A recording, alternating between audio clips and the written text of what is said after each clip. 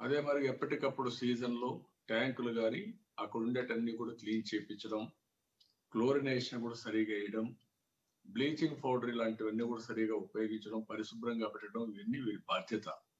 ఈ ప్రభుత్వం వచ్చిన తర్వాత ఇవన్నీ కూడా గాలి కుదిరేయడం జరిగింది. ఇటీవల కాలంలో మనం చూస్తే కోవిడ్ వచ్చిన తర్వాత ఏవైతే గుంటూరు జిల్లాలో బ్లీచింగ్ పౌడర్ నాసిరకం తీసుకొచ్చి ఏదైతే పనికిరానటువంటి సున్నం తీసుకొచ్చి చల్లేసి ఇదే బ్లీచింగ్ అని చెప్పారంటే ప్రజలు ఆందోళన చేసే పరిస్థితికి వచ్చారంటే అప్పుడే అర్థమవుతుంది ప్రభుత్వం యొక్క సీరియస్నెస్. ఇప్పుడు అనేక అనుమానాలు ఉన్నాయి. వీళ్ళు తాగిన నీళ్ళైనా సరిగా ఉండకుండా ఉండాలి, లేకుంటే పరిశుభ్రాలను పాటించకుండా ఉండాలి. ఏం జరిగింది అనేది టెస్టుల ద్వారా ఎస్టాబ్లిష్ కాకుండా ప్రభుత్వానికి ఒక సీరియస్నెస్, ఒక అవగాహన.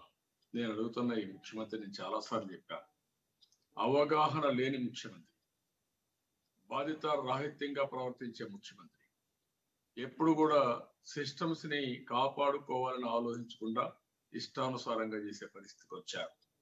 మొన్నే నేను చెప్పాను, ఇన్సూరెన్స్ డబ్బులు కట్టకుండా కట్టామని చెప్పి తద్వారా మేము పెద్ద గొడవ చేసిన తర్వాత రాత్రి కడితే వాళ్ళు ఇస్తారా అనేది కూడా ఎవరికి తెలియదు. ఇప్పుడు కూడా వచ్చే సమస్య లేదు.